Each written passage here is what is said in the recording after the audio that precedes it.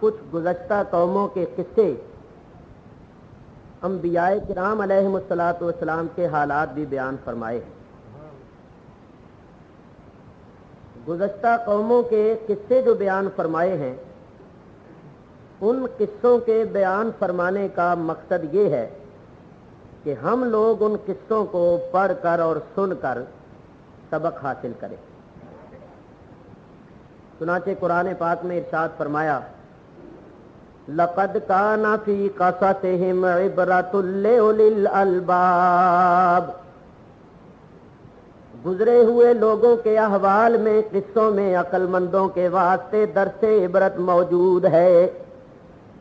اللہ فرماتا ہے عقل مند لوگ گزرے ہوئے لوگوں اور گزری ہوئی قوموں کے حالات کو پڑھ کر اور سن کر سبق اور عبرت حاصل کرتے ہیں۔ اور عقل مند وہی ہے کہ جو حالات کو سن کر یا دیکھ کر سبق اور عبرت حاصل کرے۔ جو سبق اور عبرت حاصل نہیں کرتا وہ عقل مند کہلانے کا مستحق نہیں ہے۔ اللہ پاک نے ہمیں بھی حکم دیا ہے۔ اللہ فرماتا ہے فَاعْتَبِرُوا يَا أُولِي الْأَبْصَارِ، اے آنکھوں والو عبرت حاصل کرو۔ جب تم زمانے کے حالات کو دیکھتے ہو تو دیکھ کر عبرت حاصل کرو۔ عقل مند وہی ہوتا ہے، صاحب بصیرت وہی ہوتا ہے جو حالات کو دیکھ کر یا سن کر سبق اور عبرت حاصل کرے۔ سبق اور عبرت حاصل کرنے کے سلسلے میں مجھے ایک حکایت یاد آئی ہے جس کو مولانا روم رحمۃ اللہ تعالی علیہ نے مثنوی شریف میں لکھا ہے۔ میں چاہتا ہوں کہ آپ حضرات کی خدمت میں وہ حکایت پیش کروں اور پھر اس کے بعد اس قصے کو اور اپنے مضمون کو شروع کروں۔ جو لوگ مثنوی شریف پڑھتے ہیں وہ جانتے ہیں کہ مولانا کی یہ عادت ہے کہ جب کسی مسئلے کو بیان فرماتے ہیں تو اس مسئلے کو بیان فرمانے سے پہلے کوئی نہ کوئی حکایت ضرور بیان کرتے ہیں، اور حکایت بیان کر کے جو نتیجہ نکالتے ہیں وہ نتیجہ ان کی مراد ہوتا ہے۔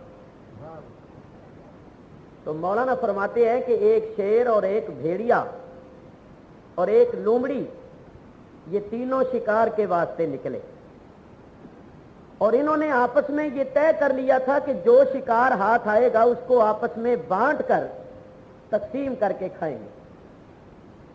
جنگل میں منتشر ہو گئے اور شکار کی تلاش میں لگ گئے۔ تو شیر نے شکار کیا جنگلی گائے کا، اور بھیڑیے نے شکار کیا ہرن کا، اور لومڑی نے شکار کیا خرگوش کا۔ اتنے ہی رہنے دو بھائی، دیکھو دوران تقریر کوئی کسی قسم کی حرکت نہیں ہونی چاہیے۔ مجھے یہ پنکھے کی آواز ٹھیک نہیں پڑتی، میں نے منع کر دیا تو میرے لیے نہ لگاؤ، دوستوں کے لیے لگا دو۔ اور ویسے تو آواز چل رہی ہے، پنکھے بھی لگے ہوئے ہیں۔ اچھا ٹھیک، میں نے کہا شاید میرے لیے لگا رہے ہیں کہ ذرا خوب اس کو ہوا ہے۔ شکریہ۔ بس یہ ہے کہ دوران تقریر بڑا سکون ہونا چاہیے، میری توجہ کسی اور طرف نہ جائے۔ تو میں یہ عرض کر رہا تھا کہ شیر نے شکار کیا جنگلی گائے کا، اور بھیڑیے نے شکار کیا ہرن کا، اور لومڑی نے شکار کیا خرگوش کا۔ تینوں اپنے اپنے شکار لے کر آ گئے اور ایک جگہ جمع ہو گئے۔ شیر نے بھیڑیے سے کہا، او بھیڑیے، انہوں نے کہا جی جناب، تقسیم کرو۔ تو بھیڑیے نے کہا جناب حساب تو بالکل سیدھا سا ہے، آپ گائے لے لیں اور مجھے ہرن دے دیں اور لومڑی کو خرگوش دے دیں، حصہ بقدر جسہ کے لحاظ سے بھی ٹھیک ہے اور شکار بھی اپنے اپنے۔ تو جب بھیڑیے نے اس طرح تقسیم کی تو شیر کو غصہ آ گیا۔ شیر نے کہا کم وقت، یہ بوڑھی گائے تو مجھے دیتا ہے، اور ہرن جس کا گوشت لذیذ اور مزیدار ہے وہ اپنے لیے رکھتا ہے، بے ادب کہیں کا۔ اور شیر جو غصے میں آیا تو اس نے غصے میں آ کر بھیڑیے پر حملہ کر دیا اور اس کو چیر پھاڑ کے رکھ دیا۔ وہ بیچارہ چند منٹ تڑپ تڑپ کے ٹھنڈا ہو گیا۔ لومڑی یہ سب کچھ دیکھ رہی۔ جب بھیڑیا مر گیا تو شیر لومڑی کی طرف متوجہ ہوا، او لومڑی، اس نے کہا جی حضور، اے تم تقسیم کرو۔ تو لومڑی نے کہا حضور والا جہاں پناہ، ہم سب آپ کے غلام اور خدام ہیں، آپ ہمارے آقا اور بادشاہ ہیں، ایسا کیجئے کہ ابھی تو آپ گائے کھا لیجیے اور شام کو ہرن کھا لیجیے گا، اور کل صبح ناشتہ پھر گوشت کا کر لیجیے گا، میں کچھ نہیں لیتی۔ جب لومڑی نے اس طرح تقسیم کی تو شیر نے لومڑی سے پوچھا، مولانا فرماتے ہیں کہ شیر نے کہا کہ از کجا آموختی اے بزرگ، شیر نے لومڑی سے کہا، او لومڑی، ابے بڑی بھی، یہ تقسیم کا طریقہ تو نے کہاں سے سیکھا؟ از کجا آموختی اے بزرگ، گفت اے شاہ جہاں از حال گرگ۔ شیر نے کہا ابے بڑی بھی، یہ تقسیم کا طریقہ تو نے کہاں سے سیکھا ہے؟ تو لومڑی نے کہا جناب بھیڑیے کے حال سے، یہ تقسیم کا طریقہ میں نے بھیڑیے کے حال سے سیکھا ہے۔ میں نے دیکھا کہ بھیڑیے نے اپنے لیے کوئی چیز منتخب کی ہے تو اس کو جان سے ہاتھ دھونے پڑے، میں سمجھ گئی کہ اگر میں نے کوئی چیز اپنے لیے منتخب کی، خیر میری بھی نہیں، تو یہ تقسیم کا طریقہ میں نے بھیڑیے کے حال سے سیکھا۔ مولانا فرماتے ہیں کہ شیر خوش ہو گیا اور شیر نے کہا، او لومڑی، تم نے ہمارا قدر کیا، جاؤ تینوں ہی شکار تمہارا ہے، ہم اور مار لے گا۔ اس حکایت کو لکھ کر مولانا جو نتیجہ نکالتے ہیں وہ سننے کے قابل۔ فرماتے ہیں پس پاس پورا کے مارا در جہاں، کرد پیدا از پسے پیشینیاں۔ فرماتے ہیں اللہ کا لاکھ لاکھ شکر ہے، کروڑوں حمد و ثنا ہے اس اللہ کے لیے جس نے ہمیں اس جہان میں تمام امتوں کے بعد پیدا کیا اور پہلی امتوں کے حالات کھول کھول کے قرآن میں بیان فرما دیے، اور ہمیں حکم دیا کہ اے ایمان والو، اے قرآن پڑھنے والو، اے قرآن سننے والو، جس طرح لومڑی نے بھیڑیے کا حال دیکھا اور اپنے آپ کو شیر کے غضب سے بچا گئی، تم قرآن میں پہلی امتوں کے حالات پڑھو اور پڑھ کر اپنے آپ کو خدا کے غضب سے بچا دو۔ نعرہ تکبیر، اللہ قرآن پاک میں پہلی قوموں کے قصے اور حالات اس لیے بیان ہوئے ہیں کہ ہم ان کو پڑھیں کہ ان پر اللہ کا غضب کیوں نازل ہوا، وہ قومیں صفحہ ہستی سے کیوں مٹ گئیں، وہ نیست و نابود کیوں ہو گئیں، اور جن قوموں پر اللہ کی رحمتیں ہوئیں وہ کس وجہ سے ہوئیں۔ پہلی قوموں کے حالات پڑھ کر سبق حاصل کر کے اپنے آپ کو تباہی اور ہلاکت سے بچا لیں۔ تو عقل مند وہ ہیں جو حالات سے سبق حاصل کریں، گزشتہ قوموں کے حالات سن کر عبرت حاصل کرے۔ جو سبق اور عبرت حاصل نہیں کرتے وہ عقل مند کہلانے کے مستحق نہیں۔ تو میں اسی مبارک مقصد کے پیش نظر ایک قصہ آپ حضرات کی خدمت میں پیش کر رہا، اور اس قصے کے بیان سے مقصد یہ ہے کہ ہم لوگ سبق اور حاصل کریں۔ میں جمعے میں بھی آپ حضرات کی خدمت میں عرض کر چکا ہوں کہ میں خالص مذہبی آدمی ہوں، سیاسی ذہن نہیں رکھتا، نہ مجھے سیاست سے کوئی دلچسپی ہے، نہ میرا کسی سیاسی جماعت سے کوئی تعلق ہے۔ میں ایک ادنا سا مذہب کا خادم ہوں، کتاب و سنت کی روشنی میں کچھ بیان کرتا ہوں، لیکن اللہ کا فضل و کرم ہے کہ پورے پاکستان میں، مغربی پاکستان میں، مشرقی پاکستان میں مجھے بڑے ہی اعزاز کے ساتھ بلایا جاتا ہے، اور میرے پاس 3-3 4-4 مہینوں تک کوئی تاریخ خالی نہیں ہوتی۔ تو یہاں میں اتفاق سے آیا ہوں، یہاں میرے بزرگ رہتے ہیں، میرے بھائی رہتے ہیں، میرے دوست رہتے ہیں، تو میں آیا اور دوستوں نے تقریر کا پروگرام بنا لیا۔ مجھے کوئی سیاسی آدمی نہ سمجھیے گا، نہ میرا کسی سیاسی جماعت سے تعلق ہے۔ میں جو کچھ عرض کروں گا قرآن کریم سے عرض کروں گا، اور درد دل کے ساتھ، قلبی ہمدردی کے ساتھ آپ حضرات کے سامنے کچھ پیش کرنا ہے۔ آپ حضرات توجہ کے ساتھ سنیے۔ وما توفیقی الا باللہ العلی العظیم۔ میرے دوستو، بزرگوں، قصہ جو میں آپ حضرات کے سامنے پیش کرنا چاہتا ہوں وہ یہ ہے کہ بنی اسرائیل یعنی یعقوب علیہ السلام کی اولاد. اسرائیل نام ہے یعقوب علیہ السلام کا, اور بنی کہتے ہیں اولاد کو. بنی اسرائیل کا مطلب ہے یعقوب علیہ السلام کی اولاد. یعقوب علیہ السلام کی اولاد مصر میں آباد تھے. آپ جانتے ہیں کہ بھائیوں کے ساتھ یوسف علیہ السلام نے حسد کیا تھا. یوسف علیہ السلام اپنے بھائیوں کے حسد کا شکار ہو کر مصر میں آ گئے تھے. یہاں اللہ نے ان کو عروج عطا فرمایا. نبی تو تھے, یہ حکومت بھی عطا فرمائی. تو آپ نبی بھی تھے, بادشاہ بھی تھے, تو پھر آپ نے اپنے والدین کو اور اپنے بھائیوں کو بھی شام سے مصر میں بلا لیا تھا. تو اس طرح یعقوب علیہ السلام کی اولاد مصر میں آباد ہو گئی. تقریباً 450 سال کے عرصے میں یعقوب علیہ السلام کی یہ اولاد جو تھی یہ لاکھوں افراد پر مشتمل ہو گئی. 450 سال کا عرصہ کافی طویل عرصہ ہوتا ہے. آپ دیکھیے یہ 23 سال ہو گئے پاکستان بنے کو, کتنی آبادی بڑھ گئی ہے. تو 450 سال کے عرصے میں یعقوب علیہ السلام کی اولاد لاکھوں افراد کو پہنچ گئی. مصر ان کا مرکز تھا. خدا کا کرنا ہوا کہ ان پر ایک بادشاہ ہو گیا, حاکم ہو گیا, جس کا نام تو تھا ولید, لیکن مصری زبان میں ہر بادشاہ کو فرعون کہتے تھے. تو یہ جو موسیٰ علیہ السلام کے زمانے کا فرعون ہے وہ میری مراد اور مقصود ہے. یہ غریب آدمی تھا, شربت بیچا کرتا تھا, اور شربت بیچتے بیچتے کسی نہ کسی ہلے طریقے فریب سے یہ بادشاہ بن گیا. اب یہ لمبا قصہ ہے کہ وہ کس طرح بادشاہ بنا, سارا مجھے معلوم ہے, لیکن میں نے چونکہ ایک آپ کے سامنے مضمون بیان کرنا ہے, لہذا میں ان چیزوں کی تفصیل میں نہیں جاؤں گا. ایک غریب آدمی تھا, غریب آدمی شربت بیچا کرتا تھا, تاری کا کام کیا کرتا تھا. آہستہ آہستہ طریقے تھے, بادشاہ بن گیا. جب بادشاہ بن گیا تو تخت پر بیٹھ کے ایسا مغرور ہوا کہ خدائی کا دعویٰ کر دیا.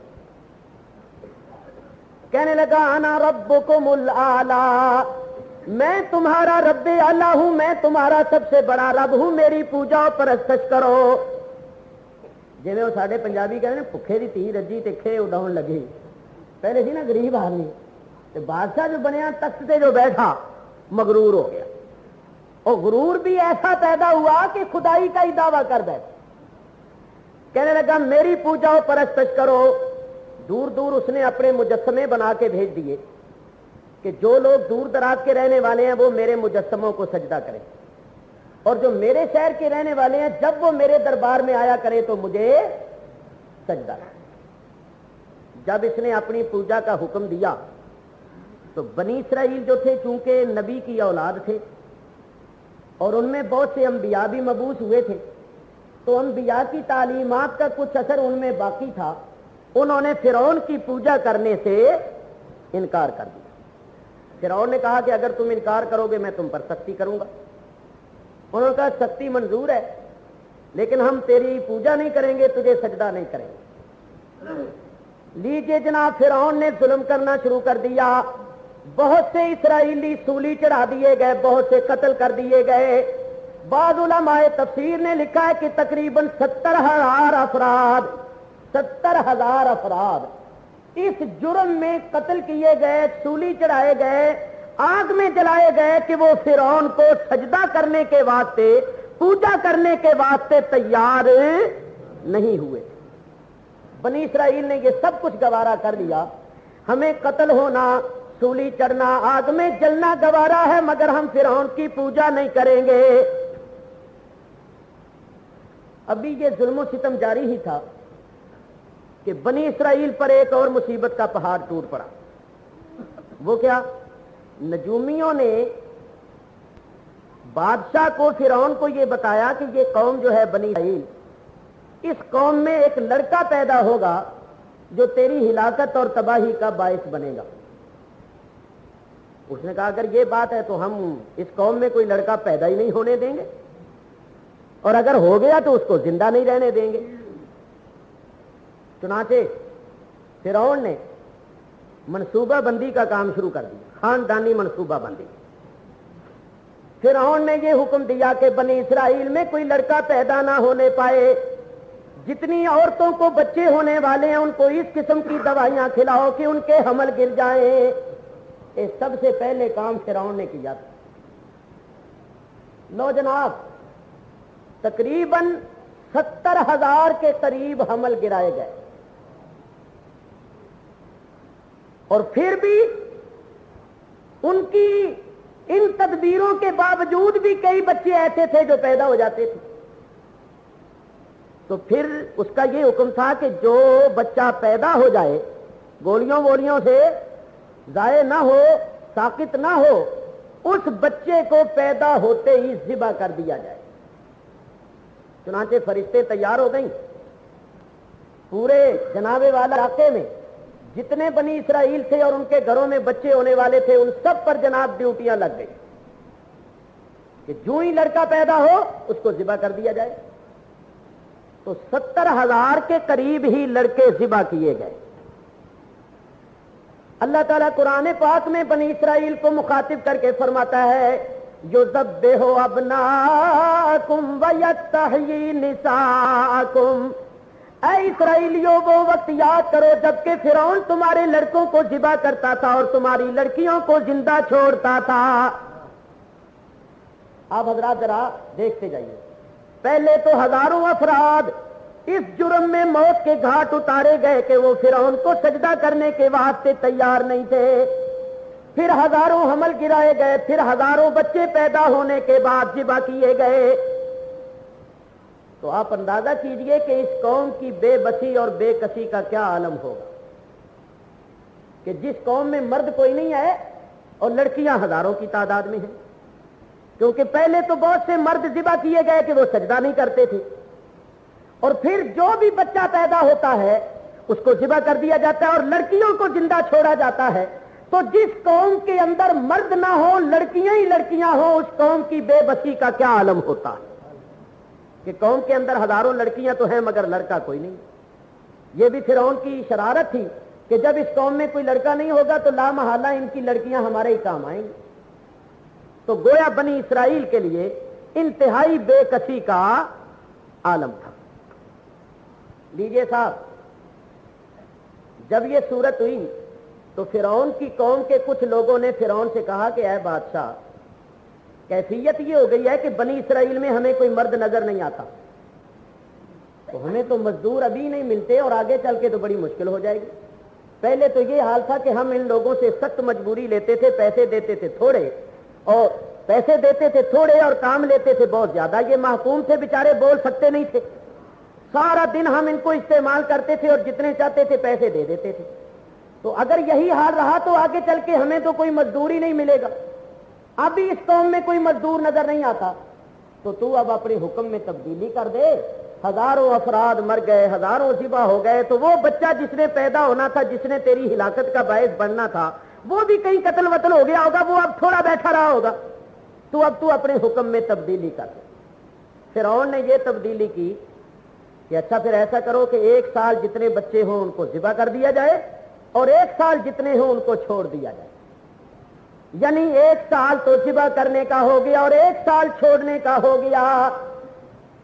جو سال تھا ذبح کرنے کا، جو سال تھا چھوڑنے کا، اس سال میں حضرت ہارون علیہ السلام پیدا ہوئے، اور جو سال تھا ذبح کرنے کا اس میں حضرت موسیٰ علیہ السلام پیدا ہوئے۔ جس رات آپ کی ولادت ہونی تھی اس رات 2 سپاہی اور 1 عورت جو بحیثیت دایا کے تھی وہ مقرر تھی، اور ان کو حکم یہ تھا کہ جو ہی بچہ پیدا ہوتے ہی اس کو ذبح کر دو۔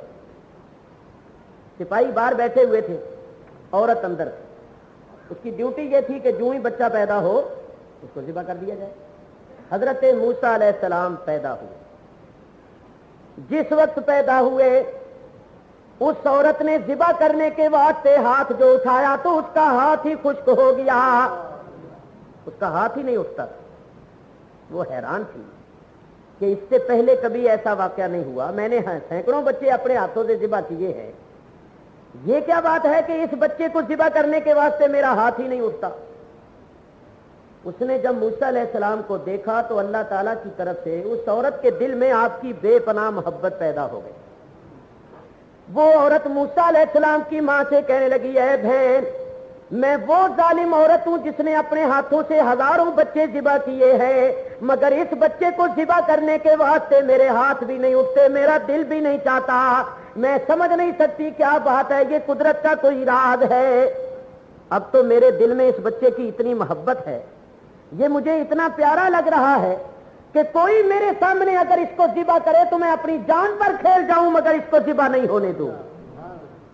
तो किसी तरह इस बच्चे को बचाना चाहिए। मूसा अलैहिस्सलाम की मां ने कहा कि हम कहां चाहते हैं कि हमारा बच्चा ज़िबा हो। सवाल ये है कि वो जो बाहर बैठे हुए हैं दो, उनसे क्या कहेगी। उस औरत ने कहा, मैं उनसे निपट लूंगी, तुम किसी तरह इसको छुपाओ। तो बहुत अच्छा, मूसा अलैहिस्सलाम को छुपा लिया गया और एक बकरी का बच्चा ज़िबा करके उसके गोश्त के 2-4 टुकड़े लेकर एक हंडिया में डालकर ऊपर ढकना देकर वो दाई सुबह के वक्त बाहर निकली। तो सिपाही बैठे ऊँग रहे थे कि कब जान छूटे, और निकली बाहर निकल के कहने लगी, आज तुम सो रहे हो, मालूम होता है बड़े ही थके हुए हो। और कहेंगे, मासी तुझे पता ही है ना, सारा दिन भी ड्यूटी दी है, अब रात को भी ड्यूटी लग गई, तो सोए ना तो और क्या करें। उसने कहा, बच्चा हो गया और मैंने ज़िबा कर दिया है, तो अगर तुम बहुत ही ज्यादा थके हुए हो तो जाओ जाके आराम करो, मैं जाकर उसको दबा दूंगी, दफन कर दूंगी। वो कहने लगे, मासी तेरे जैसी मासी भी कोई हमें मिलेगी, तू तो बड़ी मेहरबान मासी हुई, अगर तू जाकर दफन कर दे तो वाकई आज हम बड़े थके हुए हैं, नींद बड़ी आई हुई है, हाँ जाओ सो जाओ, मैं जाके दफन कर दूं। वो इधर चले गए, उनकी मासी इधर चली गई और गोश्त के टुकड़े जाकर उसने दबा दिए, क्योंकि ये वो औरत थी जिसने सैकड़ों बच्चे अपने हाथों से ज़िबा किए थे। तो उन सिपाहियों को कोई शुबा तक नहीं हो सकता था कि ये किसी बच्चे पर तरस खाएगी या छोड़ेगी। और फिर बादशाह का हुक्म था, वो समझते थे कि बादशाह के हुक्म की खिलाफ वर्जी करके किसी ने बर्बाद होना है। उन्होंने उस पर एतमाद किया, वो उधर चले गए और वो इधर चली गई, गोश्त के टुकड़े दबा दिए गए। मूसा अलैहिस्सलाम अपने वालिदैन के पास जिंदा थे।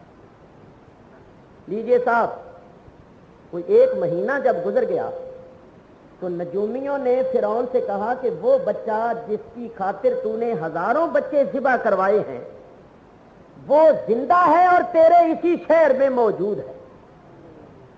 वो पैदा हो चुका है और पैदा भी इसी साल में हुआ है जो ज़िबा करने का साल है। तो किसी ने बेईमानी की है, तेरी हुक्म अदूली की है और उस बच्चे को छोड़ दिया, वो बच्चा जिंदा मौजूद है। बादशाह गैज़ो गज़ब में आया, उसने अपनी फौज को तलब कर लिया, सारे शहर का मुहासरा कर लिया गया और हुक्म हुआ कि बनी इसराइल के तमाम घरों पर एकदम छापा मारो और सबसे पहले उस बच्चे को निकालो, फिर बाद में तहकीक करेंगे किसका बच्चा है और उस दिन किसकी ड्यूटी थी और किसने मेरे हुक्म के खिलाफ किया। बहुत अच्छा, सिपाहियों ने जो एकदम घरों में मारे छापे, तो मूसा अलैहिस्सलाम अपने घर में थे और मूसा अलैहिस्सलाम की बहन मूसा अलैहिस्सलाम को गोद में लेकर अपने मकान के बरामदे में खेल रही थी। करीब ही एक तनूर था जिसमें लकड़ियां डाली हुई थी और लकड़ियां जल रही थी, आग के शोले निकल रहे थे। तनूर भड़काया जा रहा था रोटियां पकाने के वास्ते। जो ही सिपाही अंदर आए और उन्होंने छापा मारा तो मूसा अलैहिस्सलाम की बहन ने अपने भाई को उस तनूर में फेंक दिया, तनूर में फेंक कर ऊपर ढकना दे दिया। सिपाही अंदर आए, उन्होंने सारे घर की तलाशी ली, कोना कोना छान मारा, बर्तनों को देखा, कपड़ों को झाड़ कर देखा, बड़ी सख्त तलाशी ली। तनूर को भी बार बार देखा ढकना उठा के, सिवाय लकड़ियों के जलने के और उनको कुछ नजर ना आया। तलाशी लेकर वो बाहर निकल गए कि इस घर में कोई बच्चा नहीं। जब वो बाहर निकले, घर का दरवाजा लगाया गया तो मां ने बेटी से पूछा, बेटी तेरी गोद में तेरा भाई था? बेटी ने कहा, अम्मा वो तनूर में है। मां की चीख निकल गई, बेटा अगर दुश्मन पकड़ के ले जाते तो पता नहीं क्या सलूक करते, तूने कैसे गवारा कर लिया अपने हाथों से अपने भाई को आग में डालना? लड़की ने कहा, अम्मा मेरा कहां इतना हौसला था, मैं कहां इतनी जुर्रत वाली थी कि अपने भाई को, कि आखिर ये बच्चा है, कोई सुई तो है नहीं, بچہ ہے, بچہ کبھی رو بھی پڑتا ہے, روئے گا تو آس پڑوس میں بھی آواز آئے گی. اور پھر یہ ہے کہ آج تلاشی ہوئی ہے, پھر تلاشی ہوگی, CID آئے گی, مرد آئیں گے, عورتیں آئیں گی, 100 دشمن ہے, 100 دوست ہے, کوئی نہ کوئی جا کر مخبری ضرور کر دے گا. تو پھر اس بچے کے ساتھ ساتھ ہم پر بھی مصیبت آئے گی. تو اب کیا کیا جائے گا؟ جگر کا ٹکڑا ہے, نہ رکھنے سے خوف جائے اور نہ کہیں بھیجنے سے خوف جائے, کریں تو کیا کریں؟ ماں بڑی ڈرتی تھی اور گھبراتی تھی. اللہ تعالیٰ قرآن پاک میں فرماتا ہے, اللہ تعالیٰ ارشاد فرماتا ہے وَأَوْحَيْنَا إِلَىٰ أُمِّ مُوسَىٰ أَنْ أَرْضِعِيهِ, ہم نے موسیٰ علیہ السلام کی ماں کو وحی کی, یعنی الہام کیا, دل میں ڈالا کہ اے موسیٰ کی ماں اپنے اس بیٹے کو دودھ پلاتی رہے. فَإِذَا خِفْتِ عَلَيْهِ, اور جب اس بچے کے معاملے میں تجھے زیادہ خوف لاحق ہو جائے, تو پریشان ہو جائے, تو پھر ایسا کر فَأَلْقِيهِ فِي الْيَمِّ, اس کو دریا میں ڈال دے. اور دریا میں کس طرح ڈال؟ دوسرے مقام پر فرمایا اَنِقْذِ فِيهِ فِي التَّابُوتِ, ایک لکڑی کا صندوق بنا کر اس کے اندر اس بچے کو رکھ کر دریا میں ڈال دے.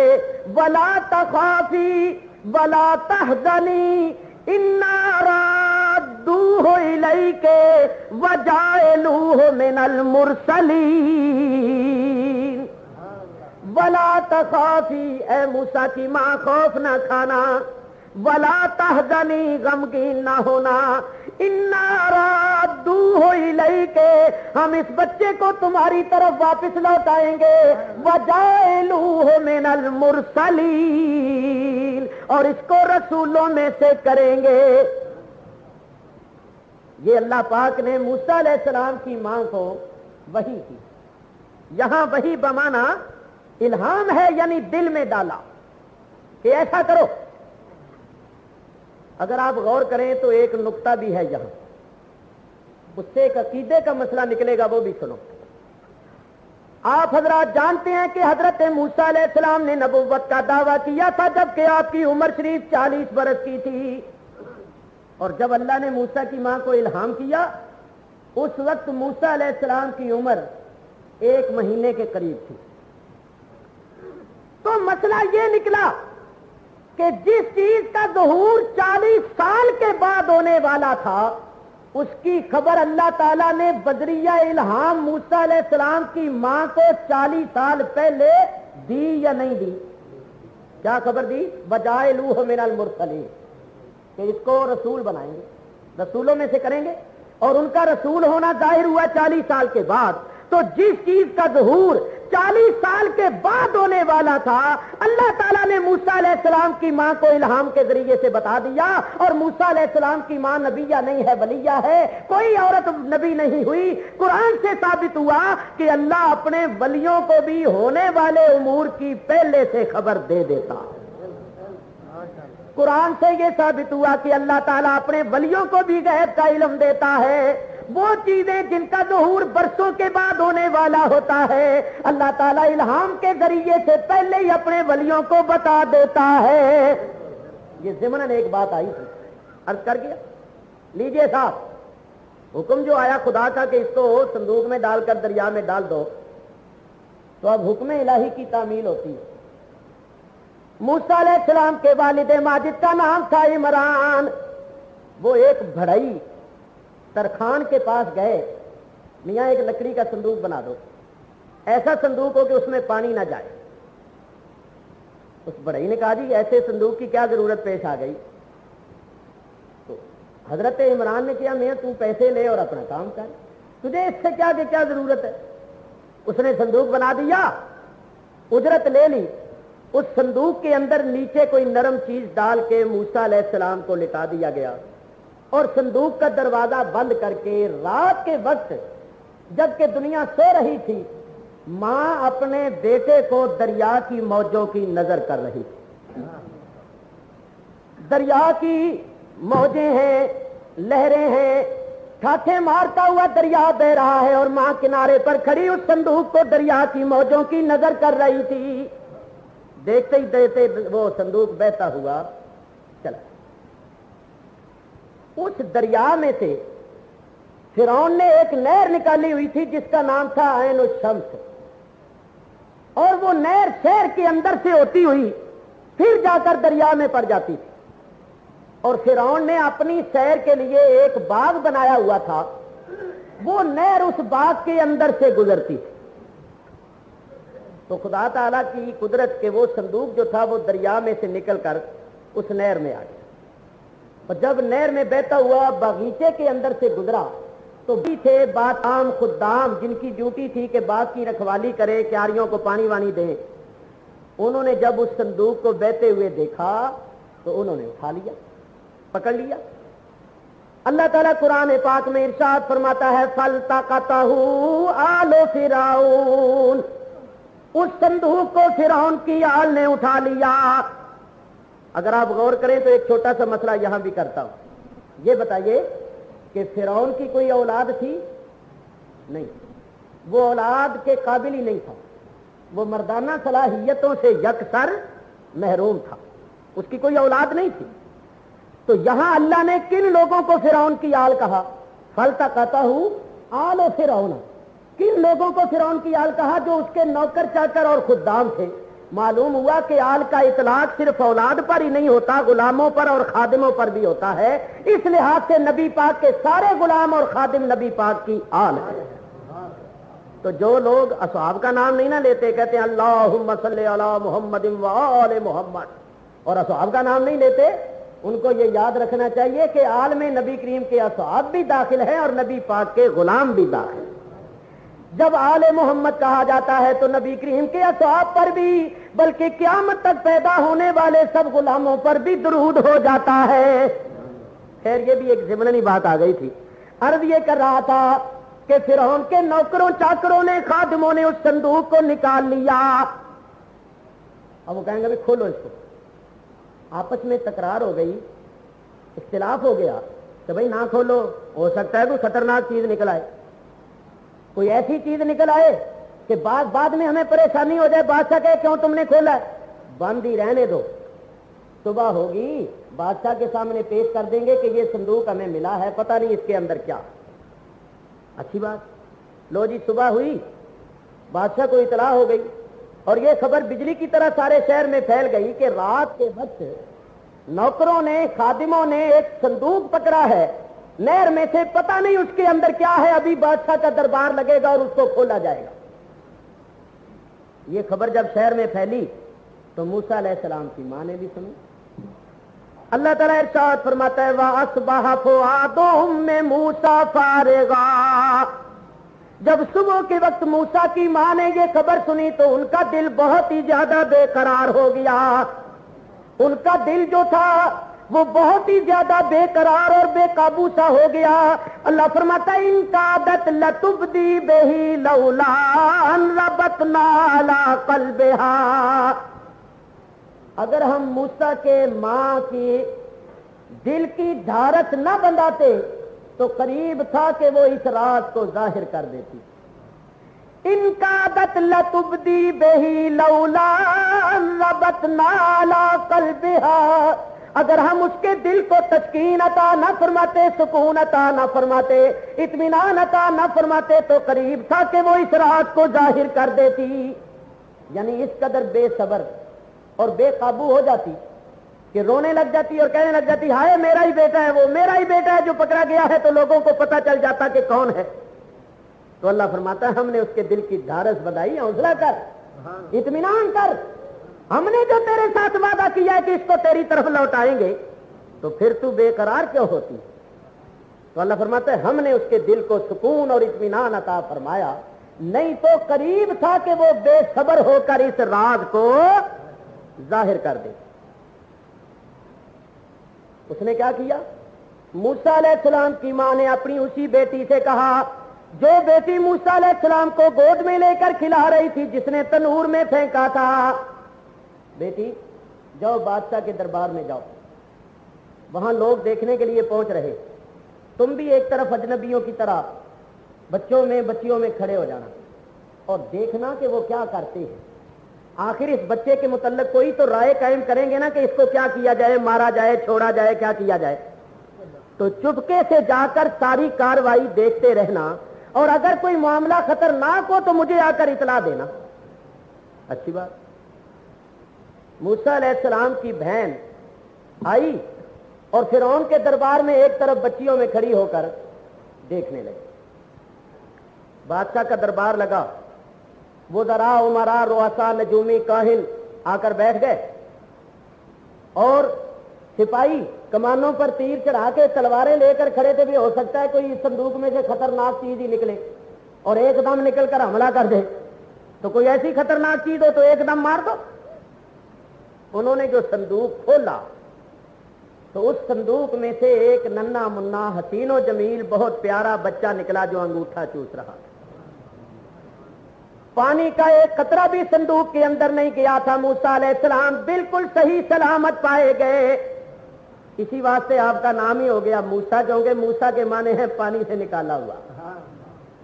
سریانی اور عبرانی زبان میں موسیٰ کے معنی ہے پانی سے نکالا ہوا، کیونکہ آپ کو پانی سے نکالا گیا تھا اور یہ کسی کو پتہ ہی نہیں تھا کہ کس نے پانی میں ڈالا ہے، معاملہ کیا ہے، اس واسطے آپ کا نام ہی ہو گیا موسیٰ، یعنی پانی سے نکالا۔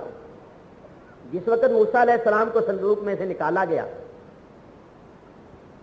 تو فرعون نے دیکھا، فرعون کے ہاتھوں پر رکھا گیا۔ جو ہی فرعون نے ہاتھوں پر لیا، موسیٰ علیہ السلام نے ہاتھ بڑھا کے فرعون کی داڑھی پکڑ لی اور اس کو ذرا زور سے کھینچا۔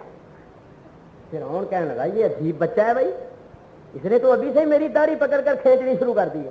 اور وہ جو تھے درباری، انہوں نے شور مچانا شروع کر دیا، بادشاہ یہ وہی ہے جس کی ہم نے تجھے خبر دی تھی۔ اور نجومیوں نے کہا وہی ہے جس کی خاطر تو نے ہزاروں بچے ذبح کروائے ہیں، بس اس کو قتل کر دو اور اس کو ذبح کر دو۔ اور جب ان نجومیوں نے کہا تو درباریوں نے بھی ہاں میں ہاں ملانی شروع کر دی، وہی ہے۔ یہ درباری لوگ جو ہوتے ہیں چمچے ہی تو ہوتے ہیں، ان کا کام ہے ہاں میں ہاں ملانا ہے۔ اور یہ چمچے جو ہوتے ہیں اس قسم کے یہ بڑے خطرناک ہوتے ہیں، ہاں میں ہاں ملانا۔ یہ اکبر بادشاہ تھا نا، تو اس کا درباری تھا ایک بیربل بھی، تو اکبر نے اپنے گھر میں کہیں بینگن پکایا، بتاؤں جان دے ہو نا، بتاؤں بینگن، وہ اتفاق سے لذیذ بن گئے۔ بعض مرتبہ یہ بڑے لذیذ بنتے۔ اکبر نے دربار میں آ کر تعریف کی، بھئی ہمارے ہاں آج بینگن پکے تھے تو بڑے لذیذ بنے۔ او بول بڑا بیربل، کہنے لگا بادشاہ سلامت، بات یہ ہے کہ یہ بینگن جو ہوتے ہیں نا یہ ہمیشہ ہی لذیذ بنتے ہیں اور اس کی ایک خاص وجہ ہے۔ بادشاہ نے کہا کیا وجہ ہے؟ بیربل کہنے لگا صاحب وجہ یہ ہے کہ ہمارے رام چندر جی جو تھے ان کا رنگ تھا سانولا، کالا رنگ تھا، اور بینگن جو ہیں ان کا بھی رنگ کالا ہوتا ہے، تو ان بینگنوں کو ہمارے رام چندر جی سے ایک خاص مناسبت ہے، اس مناسبت کی وجہ سے یہ ہمیشہ لذیذ ہی بنتے ہیں۔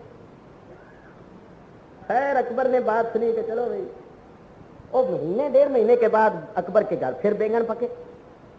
پھر جو بینگن پکے تو وہ اتفاق سے ذرا بد ذائقہ بنے، ٹھیک نہ بنے۔ وہ اکبر نے ایک لقمہ بھی نہ لگایا، صاحب یہ تو ہمیں اچھے نہیں لگتے، یہ اٹھاؤ کیا تم نے پکا لیا۔ وہ بادشاہ پھر دربار میں آیا، آ کر کہنے لگا صاحب آج ہمارے ہاں بینگن پکے تھے تو بڑے بد ذائقہ بنے، ہم تو ایک لقمہ نہیں کھا سکے۔ اور بیربل پھر بول پڑا، کہیں گا صاحب آپ بھی عجیب ہے، ہر چوتھے روز بینگن پکا بیٹھتے ہیں، یہ بھی کوئی کھانے کی چیز ہے؟ شکل ہی دیکھو کیسی مکروہ ہے، اگر بینگن کی ڈنڈی پکڑ کر اٹھاؤ تو ایسا معلوم ہوئے جیسے چوہا ہے مردہ، اور آپ چوتھے دن بینگن پکا بیٹھتے ہیں۔ تو اکبر نے کہا ارے کم وقت، اس دن تو کہہ رہا تھا کہ اس کو ہمارے رام چندر جی سے ایک مناسبت ہے، اس دن رام چندر جی سے تشبیہ دے رہے تھے، آج چوہے سے تشبیہ دے رہے ہو، یہ کیا بات ہے؟ اس نے کہا صاحب میرا کوئی مذہب نہیں ہے، میں ہوں آپ کا درباری، میں نے آپ کو خوش رکھنا، اس دن آپ نے ایسی بات کی تو میں نے ایسا کہہ دیا، آج ایسی کی تو میں نے ایسی بات کر دی، میں تو چمچا قسم کا آدمی ہوں، میرا کام ہے آپ کو خوش رکھنا۔ تو یہ عالم بھی چلے گئے اور صاحب خانہ نے کچھ اپنے دوستوں کو بھی بلایا ہوا تھا۔ کھانا پکڑے میں کچھ دیر ہو گئی، یہ جو بیٹھے کو گھنٹہ لگ گیا، تو کسی نے کہا میاں جلدی لاؤ جو کچھ پکا ہوا ہے، ہمیں اور بھی دنیا کے کام ہے۔ تو صاحب خانہ نے معذرت کی کہ صاحب ابھی ذرا کچھ دیر ہے، معاف کیجیے 15-20 منٹ میں کھانا تیار ہو جاتا ہے۔ اچھی بات۔ اور پھر جو 15-20 منٹ اور لگ گئے ہوں گا، میاں اب تو لاؤ۔ اب وہ بیچارہ گھبرایا کہ یہ سارے کہہ رہے ہیں اور کھانے کو ابھی دیر ہو رہی ہے، تو وہ جس طرح پک رہا تھا نا سلسلہ اسی طرح ہی لا رہا تھا۔ کوئی سالن پہلے لے آیا، ساتھ ساتھ روٹیاں پکتی جا رہی ہیں، وہ لا رہا ہے. تو جب یہ اٹھنے لگے میں نے کہا صاحب ابھی ایک چیز باقی ہے. اس گھر والے نے حلوہ بھی بنایا تھا، تو وہ بھی پکتا پکتا گرم گرم کسی پرات میں ڈال کر وہ لے آیا اور ساتھ لے آیا چمچے. ایک ساتھ تھے، ان کو بڑی جلدی ہوگی، انہوں نے ڈال کے پلیٹ میں بھر کے جو چمچہ جو منہ میں ڈالا تو وہ حلوہ تھا بڑا ہی گرم گرم. جو ہی زبان پر پڑا تو اب ان کی بڑی گت بنی، نہ تو وہ اندر نکل سکے نہ باہر پھینک سکے، دور کرنے لگے. بڑی پریشانی ہوئی، زبان جل گئی، برا حال ہوا. جی ان کی حالت دیکھ کر سب حاضرین جو تھے وہ ہنس بھی رہے تھے اور کچھ افسوس بھی کر رہے تھے. تو حضرت سید صاحب نے ایک بات فرمائی، فرمایا کہ آج ایک سنت نبوی کی حکمت سمجھ میں آئی ہے. سنت نبوی جو ہے نا ہاتھ سے کھانا، فرمایا اس کی آج حکمت سمجھ میں آئی ہے. اگر یہ شخص ہاتھ سے کھاتا سنت کے مطابق تو اس کو اتنی تکلیف نہ ہوتی، کیونکہ اگر ہاتھ لگاتا حلوے کو وہ ہوتا گرم. تو انگلیوں کی کیفیت میں اور زبان کی کیفیت میں بڑا فرق. انگلیاں تو کچھ سہ سکتی ہیں، تو چلو ذرا تکلیف ہوتی بھی تو یہ حالت نہ ہوتی جو اب ہو رہی ہے کہ منہ میں حلوہ نہ باہر پھینک سکے نہ اندر نکل سکے. تو فرمایا اگر یہ ہاتھ سے کھاتا تو اس کو یہ تکلیف نہ ہوتی. اس کو خراب جو کیا ہے تو چمچے نے کیا ہے، اس کو چمچے نے خراب کیا ہے. تو بعض مرتبہ یہ چمچے جو ہوتے ہیں یہ بڑا ہی خراب کرتے ہیں. خدا بچائے ان چمچوں سے، ان کا کام ہوتا ہے ہاں میں ہاں ملانا. جی حضور یہ ایک اور اصطلاح بھی ہے، جی حضور یہ، جی حضور، جی حضور، جو کچھ کہا جائے جی حضور یہ، جی حضور یہ جو بنتے رہتے ہیں یہ بڑا نقصان کرتے. خیر صاحب، جب نجومیوں نے یہ کہا کہ یہ وہی بچہ ہے جس کی خاطر ہزاروں بچے ذبح ہوئے ہیں، تو چمچوں نے بھی شور مچانا، وہی ہے وہی ہے وہی ہے، مار دو مار. جب سب نے شور مچایا تو پیچھے بیٹھی ہوئی تھی حضرت آسیہ، یہ فرعون کی بیوی تھی. پردہ لگا ہوا تھا اور وہ پردے کے پیچھے بیٹھی ہوئی تھی. خدا تعالیٰ کی شان بے نیازی ہے، فرعون خدائی کا دعویٰ کر رہا ہے اور گھر میں جو بیوی ہے وہ جنت کی عورتوں کی سردار ہے. حضور علیہ الصلوۃ والسلام فرماتے ہیں 4 عورتیں جنت کی عورتوں کی سردار ہیں. ایک حضرت مریم عیسیٰ علیہ السلام کی والدہ، اور ایک حضرت آسیہ فرعون کی بیوی، اور ایک ام المومنین حضرت خدیجۃ الکبریٰ، اور ایک حضرت سیدہ فاطمہ الزہراء رضی اللہ تعالی عنہن. حضور فرماتے ہیں 4 عورتیں یہ جنت کی عورتوں کی سردار ہیں. تو فرعون خدائی کا دعویٰ کر رہے ہیں اور گھر میں جو بیوی ہے وہ جنت کی عورتوں کی سردار ہے. یہ خدا کی شان بے نیازی. اسی بات سے شاعر کہتا ہے کہ اہلیہ لوتے نبی ہو کافرہ اور زوجائے فرعون ہووے طاہرہ. لوط علیہ السلام پیغمبر ہے، اللہ کے نبی ہیں، اور گھر میں جو بیوی ہے وہ کافرہ ہے.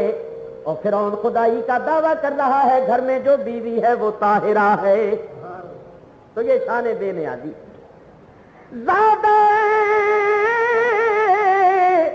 آذر خلیل اللہ ہو اور بیٹا نوح کا گمراہ ہو. آذر کے گھر میں پلنے والا بچہ، بت پرستی کے ماحول میں پلنے والا بچہ تو ابراہیم خلیل اللہ بن جائے، بت شکن ہو جائے. اور پیغمبر نوح علیہ السلام کے گھر میں پیدا ہونے والا اور پیغمبر کے گھر میں پلنے والا بچہ کافر ہو جائے تو یہ اس کی شان بے نیازی ہے. زندوں سے مردے پیدا کر دیتا ہے، مردوں سے زندے پیدا کر. عالم بھی چلے گئے اور صاحب خانہ نے کچھ اپنے دوستوں کو بھی بلایا ہوا تھا. کھانا پکڑے میں کچھ دیر ہو گئی، یہ جو بیٹھے کو گھنٹہ لگ گیا. تو کسی نے کہا یہ فرعون کی بیوی تھی، پردہ لگا ہوا تھا اور وہ پردے کے پیچھے بیٹھی ہوئی تھی. خدا تعالیٰ کی شان بے نیازی ہے، فرعون خدائی کا دعویٰ کر رہا ہے اور گھر میں جو بیوی ہے وہ جنت کی عورتوں کی سردار ہے. हुजूर अलैहिस्सलाम फरमाते हैं 4 औरतें जन्नत की औरतों की सरदार हैं। एक हजरत मरियम ईसा अलैहिस्सलाम की वालदा, और एक हजरत आसिया फिरौन की बीबी, और एक उम्मुल मोमिनीन हजरत खदीजतुल कुबरा, और एक हजरत सैयदा फातिमा ज़हरा रज़ी अल्लाह ताला अन्हुन्ना। हुजूर फरमाते हैं 4 औरतें ये जन्नत की औरतों की सरदार हैं। तो फिरौन खुदाई का दावा कर रहे हैं और घर में जो बीवी है वो जन्नत की औरतों की सरदार है। ये खुदा की शान बेनियाजी। इसी बात से शायर कहता है कि अहलिया लूते नबी हो काफिरा, और ज़ौजाए फिरौन होवे ताहिरा। लूत अलैहिस्सलाम पैगंबर है, अल्लाह के नबी हैं, और घर में जो बीवी है वो काफिरा है, और फिरौन खुदाई का दावा कर रहा है घर में जो बीवी है वो ताहिरा है। तो ये शान बेनियाजी। ज़्यादा आज़र खलीलुल्लाह हो, और बेटा नूह का गुमराह हो। आज़र के घर में पलने वाला बच्चा, बुत परस्ती के माहौल में पलने वाला बच्चा तो इब्राहिम खलीलुल्लाह बन जाए, बुत शिकन हो जाए, और पैगंबर नूह अलैहिस्सलाम के घर में पैदा होने वाला और पैगंबर के घर में पलने वाला बच्चा काफिर हो जाए, तो ये उसकी शान बेनियाजी है। जिंदों से मुर्दे पैदा कर देता है, मुर्दों से जिंदे पैदा कर। लीजिए साहब, हजरत आसिया पीछे बैठी, उन्होंने जब कार्रवाई सुनी कि बच्चे के कत्ल का मशवरा हो रहा है, हजरत आसिया ने कहा, क्या कहा? ला तक़्तुलू, इसको कत्ल मत करना। असा अन यनफ़अना औ नत्तख़िज़हु वलदा, करीब है कि ये हमें नफा पहुंचाएगा, हम इसको अपना बेटा बना लेंगे। जब इसको बेटा बना लेंगे तो ये बच्चा हमें नफा पहुंचाएगा। ये किसने कहा? हजरत आसिया। एक बात यहां सुनना, इशारतन बात करूंगा, माएं बहनें बैठी हुई हैं। जिस मर्द में फितरी कमजोरी हो वो लाजिमन अपनी औरत का गुलाम होता है और अपनी औरत से मरूब होता है? तो ये फिरौन जो था, इसमें फितरी कमजोरी थी कि मर्दाना सलाहियतों से यकसर महरूम था। तो ये हजरत आसिया से बहुत दबता था, बड़ा मरूब था। तो माई साहिबा ने जब कहा ना कि खबरदार, कत्ल का मशवरा कर रहे हो, इसको कत्ल न करना, हम इसको बेटा बनाएंगे और ये हमें नफा पहुंचाएगा। लो, यहां भी एक अकीदे की बात है, मैं इशारा तनत करता हूं। कुरान के अल्फाज हैं, असा अन यनफ़अना, अन करीब ये हमें नफा पहुंचाएगा। ये किसने कहा? हजरत आसिया ने। और हजरत आसिया जन्नती बीबी है, जन्नत की औरतों की सरदार है, अहले हक में से है, अल्लाह के मकबूलों में से है। तो मालूम हुआ कि अल्लाह के मकबूलों का और अहले हक का हमेशा से ये अकीदा रहा है कि अल्लाह वाले नफा पहुंचाते हैं। असा अन यनफ़अना, करीब है कि ये हमें नफा पहुंचाएगा। बोलो, ये किसने कहा? ये हजरत आसिया ने कहा, जो अल्लाह की मकबूल और प्यारी बंदी थी। मालूम हुआ अल्लाह वालों का यही अकीदा होता है कि अल्लाह वाले नफा पहुंचाते हैं। और आजकल मिंबरों पर चढ़ के मौलवी लोग ये कहते हैं जी नबी करीम भी नफा नहीं पहुंचा सकते, कोई नफा नुकसान नहीं पहुंचा सकता, किसी को नफा नुकसान पहुंचाने की कुदरत और ताकत नहीं है। हमारा भी यही अकीदा है कि हकीकी तौर पर नफा नुकसान पहुंचाने वाला अल्लाह है, लेकिन हमारा यह भी अकीदा है कि उस अल्लाह ने बहुत सी चीजों में नफा पहुंचाने की तासीर रखी है और बहुत सी चीजों में नुकसान पहुंचाने की तासीर रखी है। नबी वली जो नफा पहुंचाते हैं तो वो भी अल्लाह की रखी हुई तासीर से, अल्लाह की दी हुई कुदरत से ही नफा नुकसान पहुंचा सकते। ये भी एक ज़िमनन बात आ गई थी इशारतन। आगे चलिए, حضرت آسیہ نے کہا خبردار اس کو قتل نہ کرنا، ہم اس کو اپنا بیٹا بنائیں گے، یہ ہمیں نفع پہنچائے گا۔ فرعون نے کہا کہ نفع کیا پہنچائے گا، یہ تو ابھی سے میری داڑھی کھینچ رہا، دیکھو تو اس نے میری داڑھی کھینچی ہے۔ حضرت آسیہ نے کہا یہ بچہ ہے، اس کو کیا سمجھ ہے کہ داڑھی پکڑ کر کھینچنا ہے، یعنی وہ کہنے لگا ہے تو بچہ مگر اس کو ساری سمجھ ہے، دیکھو تو صحیح مجھے گھور گھور کے اب بھی دیکھ رہا۔ مگر نہیں یہ تو بچہ ہے، اس کو کوئی سمجھ نہیں ہے، چلو اس کا امتحان کر لو۔ خزانے سے سرخ رنگ کے یاقوت ہیرے منگوائے گئے اور چند دہکتے ہوئے کوئلے انگارے، ایک پلیٹ میں وہ انگارے رکھے گئے، دہکتے ہوئے کوئلے رکھے گئے اور ایک طرف وہ سرخ رنگ کے یاقوت رکھے گئے۔ دونوں پلیٹیں موسیٰ علیہ السلام کے سامنے کی گئی۔ آپ جانتے تھے کہ یہ یاقوت ہیں اور یہ کوئلے ہیں، لیکن اگر آپ یاقوت پکڑ لیتے تو مائی صاحبہ جھوٹی ہو جاتی اور فرعون کا جو معاملہ تھا، فرعون کی دلیل غالب ہو جاتی۔ تو موسیٰ علیہ السلام نے جان بوجھ کے کوئلہ پکڑ لیا اور منہ میں ڈال لیا، اس سے زبان بھی جل گئی، جس کے لیے دعا کی تھی کہ یا اللہ میری گرہ کھول دے، اور مائی صاحبہ کو غلبہ ہو گیا، کہیں گی دیکھو اس کو کیا سمجھ ہے، اگر اس کو سمجھ ہوتی تو لاکھوں روپے کا ہیرا پکڑتا، اس نے لاکھوں روپیہ کا ہیرا چھوڑ کر نقصان پہنچانے والا کوئلہ پکڑ لیا ہے، تو یہ بچہ ہے، بچے کو کیا سمجھ ہوتی ہے، اسی طرح اس نے تیری داڑھی پکڑ لی۔ کہیں گا چلو خیر بات تو تیری ٹھیک ہے، مگر میں تو کہتا ہوں اس کو ساری سمجھ ہے، دیکھو تو اس کا تو دیکھنا ہی اور طرح کا ہے، اور بھی تو بچے ہوتے ہاں نہیں تو بیوقوف ہے، ٹھیک ہے شکر کر، تیرے گھر تو اولاد ہونے کا سوال ہی نہیں، تو یہ خوبصورت بچہ ہمارے گھر میں آ گیا، اس سے بات کیا کریں گے، کوئی دل بہلایا کریں گے، گھر کی رونق آ گئی، قتل کر دو قتل کر دو، شکر کر بچہ مل گیا، کہاں گا بس ٹھیک لیجیے صاحب، بادشاہ نے کہا بھائی ہم نے اس کو اپنا بیٹا بنا لیا ہے، اس کو قتل نہیں کریں گے، اور پھر وہ چمچوں نے شور مچایا ٹھیک ہے بیٹا ہی ہوگا بیٹا ہی ہوگا بیٹا ہی ہوگا، کیونکہ یہ تو ہوتا ہی ہے نا، وہ انگریز کے زمانے میں یہ خضر اجاز خان جو تھا نا تو آنا یہ تھا وزیر، تو کوئی معاملہ تھا تو جلوس نکلا ہوا تھا اس کے خلاف، تو جناب والا وہ لڑکے جو تھے شور مچاتے جا رہے تھے کہ خضر ایسا ہے، کوئی کتا کہہ رہا تھا، کوئی کچھ کہہ رہا تھا، بڑے سخت کلمے کہتے ہوئے جناب شور مچاتے ہوئے جا رہے تھے۔ لیڈر جو تھے وہ اس کے پاس گئے ہوئے تھے کہ شاید سمجھوتا ہو جائے، اور لیڈروں کے اور اس کے درمیان سمجھوتا ہو گیا۔ وہ لیڈر آئے اور انہوں نے آ کر جلوس والوں سے کہا کہ بھئی ہمارا سمجھوتا ہو گیا ان باتوں پر، تو اب تم اس کو برا بھلا کہنا چھوڑ دو اور جلوس بھی ختم کر دو، کیونکہ جو اپنا مقصد تھا وہ پورا ہو گیا۔ تو انہی لڑکوں نے پھر یوں کہنا شروع کر دیا، ابھی خبر آئی ہے خضر ہمارا بھائی ہے، ابھی خبر آئی ہے خضر ہمارا بھائی ہے۔ 5 منٹ پہلے اس کو گالیاں دے رہے تھے، اب اس کو بھائی کہنے لگ گئے۔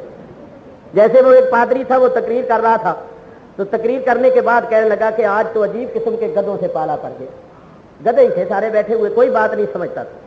تو ایک شخص نے کہا اچھا تبھی آپ ان کو بار بار کہہ رہے تھے میرے پیارے بھائیوں تو بعض مرتبہ ایسا بھی ہو جاتا ہے کہ وہ پہلے تو گالیاں دے رہے تھے اور پھر جب بات ہے ابھی خبر آئی ہے خضر ہمارا بھائی ہے۔ تو دیکھیے میں ایک بات عرض کروں، ہمارے پاکستان کے لوگوں میں ابھی ایسا شعور پیدا نہیں ہوا جیسا کہ پیدا ہونا چاہیے۔ ابھی بھی اب ہم لوگ جذبات کی رو میں بہ کر بہت کچھ کہہ جاتے ہیں اور انجام کو نہیں سوچتے کہ اس واقعے کا انجام کیا ہوگا، بس بھیڑ چال جدھر لگے چل سو چل۔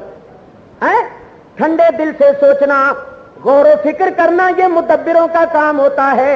مدبر لوگ سوچا کرتے ہیں، سمجھتے ہیں کہ ہم جس کام کو کرنے لگے ہیں یا جس اقدام کو کرنے لگے ہیں، جو بات بلند کرنے لگے ہیں، آخر میں اس کا انجام اور نتیجہ کیا ہوگا، ہمارے ملک کا کیا نقصان ہوگا، ہمارے دین کا کیا نقصان ہوگا، ہمارے ایمان کا کیا نقصان ہوگا، وہ سوچتے ہیں، غور و فکر کرنے کے بعد کوئی قدم اٹھاتی ہیں۔ اور بے شعور جو ہوتے ہیں وہ ہو کر کے بس جدھر لگ گئے تو لگ گئے۔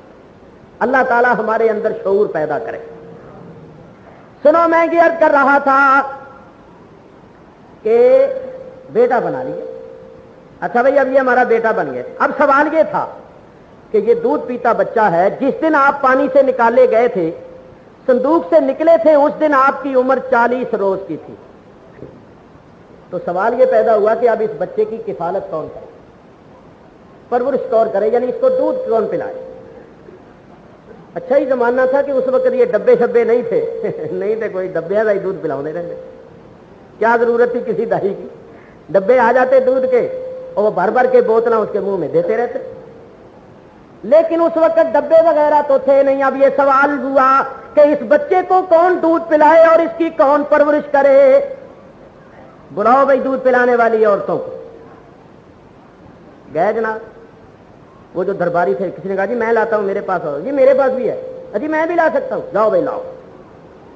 لائے. ہر ایک یہ چاہتا تھا کہ یہ شرح مجھے حاصل ہو. عورتیں بھی نہا دھو کے بن ٹھن کے معطر ہو کے صاف ستھری ہو کے آئیں. کوئی معمولی بات نہیں تھی. براہ راست بادشاہ سے تعلق, اور تعلق بھی ایسا کہ اس کے بیٹے کی پرورش. ہر عورت یہ سمجھتی تھی کہ اگر یہ خدمت میرے سپرد ہو گئی تو پانچوں ہی گھی میں ہو جائیں گی. ارے میاں, جو نائی کسی وزیر کی حجامت بناتا ہو اس کی ایڑی زمین پر نہیں لگتی. وہ کہتا ہے کیا سمجھتے ہو کہ معمولی آدمی ہوں, وزیر کی حجامت بناتا رہتا. ہاں معمولی آدمی نہیں ہوں. تو اتنے سے تعلق سے جو ہوتا ہے معاملہ اتنا آگے بڑھ جاتا ہے. تو یہ کتنا بڑا تعلق ہے کہ بادشاہ کے بیٹے کی پرورش کون نہیں چاہتا تھا؟ سب چاہتے تھے. لو جی عورتیں آ گئی. ان درباریوں نے کہا جی عورتیں حاضر ہیں. اچھا بھائی جو ان میں سب سے اچھی ہے اس کو بلایا جائے. عورت آئی.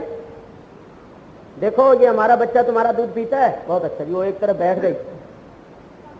موسیٰ علیہ السلام کے منہ میں وہ اپنا دودھ دیتی تھی. تیرا دودھ نہیں پیتا. دوسری آئی, اس نے بھی دودھ پلانے کی کوشش کی. آپ ادھر منہ ہی نہیں کرتے.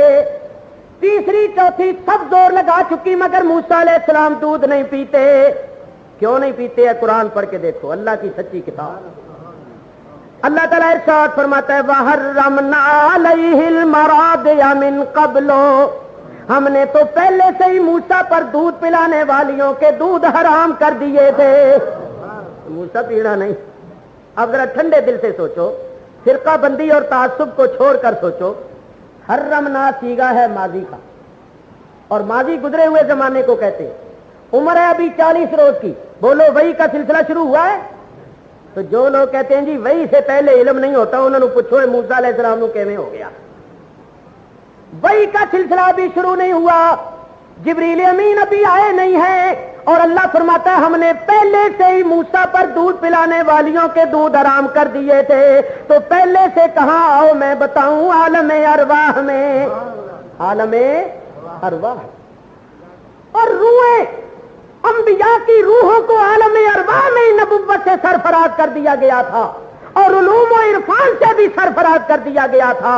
انبیاء کرام عالم ارواح میں جامع کمالات ہو چکے تھے, لیکن ان کے کمال کا ظہور اس وقت ہوتا ہے جب اللہ کا حکم ہوتا ہے. کمالات ان کے اندر سارے ہی ہوتے. تو موسیٰ علیہ السلام سب کچھ جانتے تھے. عالم ارواح میں اللہ تعالیٰ نے علوم و عرفان سے سرفراز فرما دیا تھا. یہ تو بڑے جلیل القدر پیغمبر ہیں. اور ولیوں کا حال پڑھ کے دیکھو, ولیوں کا.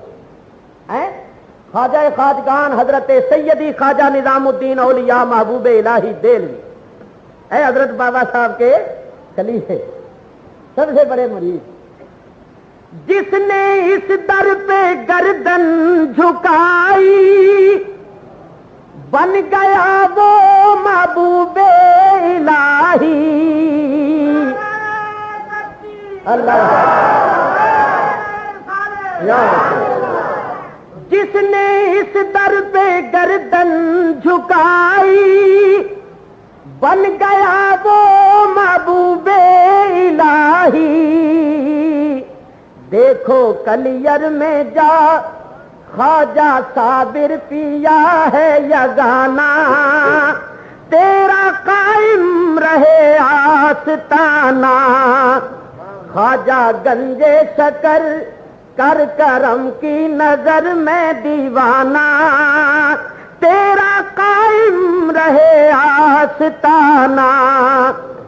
خواجہ خواجگان حضرت خواجہ نظام الدین اولیاء محبوب الہی دہلوی قدس سرہ العزیز, وہ فرماتے ہیں جب اللہ تعالیٰ نے عالم ارواح میں یوم الست میں فرمایا تھا الست بربکم, کیا میں تمہارا رب نہیں ہوں؟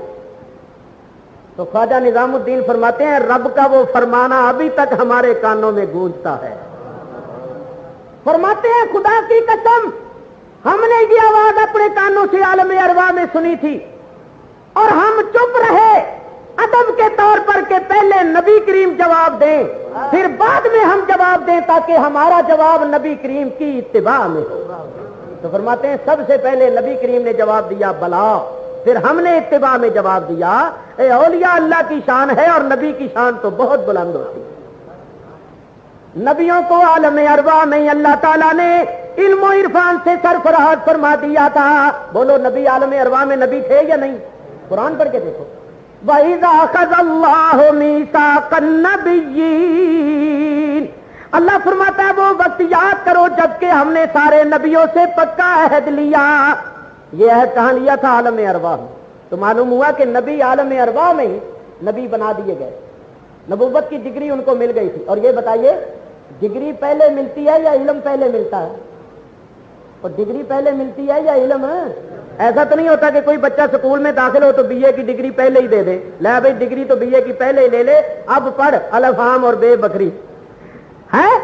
آپ کو ماننا پڑے گا علم پہلے حاصل ہوتا ہے، ڈگری بعد میں ملتی ہے. یہ عجیب بات ہے کہ نبیوں کو ڈگری تو نبوت کی عالم ارواح میں ہی مل گئی اور علم نہیں ملا.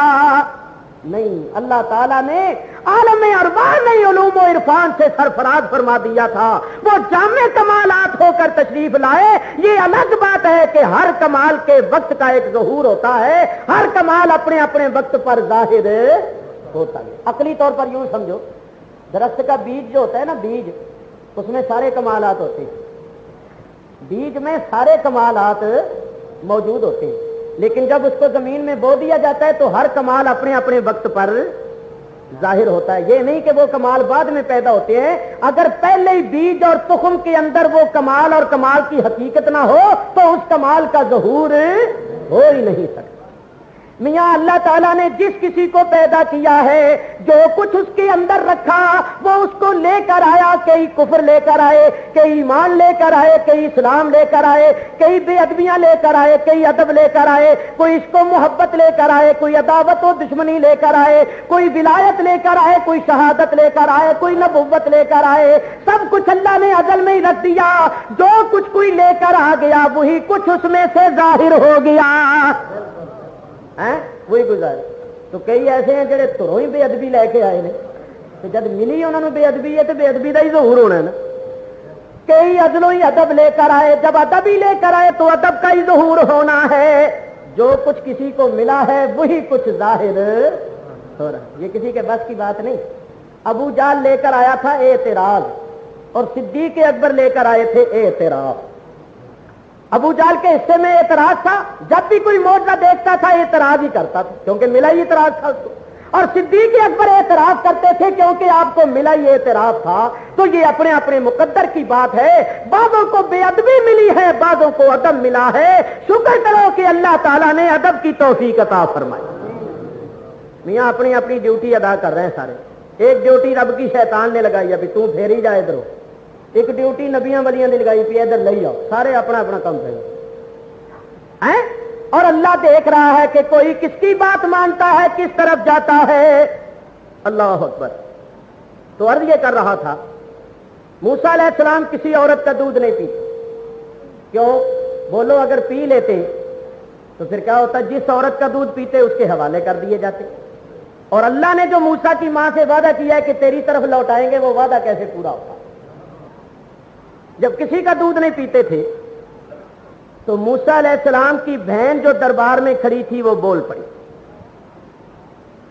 اللہ تعالیٰ ارشاد فرماتا ہے بہن نے کہا فَقَالَتْ هَلْ أَدُلُّكُمْ عَلَىٰ أَهْلِ بَيْتٍ يَكْفُلُونَهُ لَكُمْ وَهُمْ لَهُ نَاصِحُونَ. اس لڑکی نے کہا بادشاہ ایک گھر والی ایسی ہے جس کا مجھے پتا ہے، وہ بھی دودھ پلا سکتی ہے. میں صرف خیر خواہی کے طور پر کہہ رہی ہوں اور میرا کوئی اس میں کوئی مفاد نہیں ہے. تو میں بتاؤں وہ کون ہے؟ بادشاہ کہے گا پھر دیکھتی کیا ہے، جلدی جا. دیکھ نہیں رہی کہ میرا بچہ کسی کا دودھ نہیں پیتا؟ اگر تیرے علم میں کوئی ایسی عورت ہے جو دودھ پلا سکتی ہے لا اس کو جلدی سے. اچھا جی میں جاتی ہوں. لڑکی دوڑی دوڑی گئی. چل اماں اب تیرے چلنے کا وقت ہے. ماں نے کہا بیٹی مجھے کہیں جانے کی ضرورت نہیں ہے، میرے رب نے میرے ساتھ وعدہ کیا ہے انا رادوہ الیک، ہم اس بچے کو تمہاری طرف لوٹائیں گے۔ جس میرے رب نے وعدہ کیا ہے وہ بچے کو مجھ تک پہنچائے گا، مجھے کہیں جانے کی ضرورت نہیں ہے۔ لڑکی آ گئی واپس، بادشاہ سلامت۔ وہ عورت جو ہے وہ باہر پھرنے والی عورت نہیں ہے، پردہ نشین عورت ہے، گھر میں بیٹھنے والی۔ وہ کہتی ہے میں بادشاہ کے دربار میں نہیں جاؤں گی، خدمت کے لیے حاضر ہوں، اگر بچہ میرے پاس یہاں بھیج دیا جائے تو میں دودھ پلانے کے واسطے تیار ہوں۔ حضرت آسیہ نے کہا ہمیں ایسی عورت کی تو ضرورت ہے، اگر وہ نہیں آتی تو ٹھیک ہے ہم اس کے پاس چلے جاتے۔ بچہ ماں کی طرف آ رہا ہے، کسی کو پتا نہیں یہ کس کا بیٹا ہے، کون اس کی ماں ہے، لیکن بیٹا جانتا ہے میری ماں کون ہے اور ماں جانتی ہے میرا بیٹا کون ہے۔ آ گئے گھر، عمران کی بیوی دیکھو یہ بچہ تمہارا دودھ پیتا ہے، اچھی بات۔ ماں نے پیار کیا اور سینے سے لگایا، موسیٰ علیہ السلام نے دودھ پینا شروع کر دیا۔ بڑی خوشی ہوئی، سپرد کر دیا گیا۔ فرعون کو بھی اطلاع پہنچی کہ دودھ پی رہے ہیں، خوش ہیں۔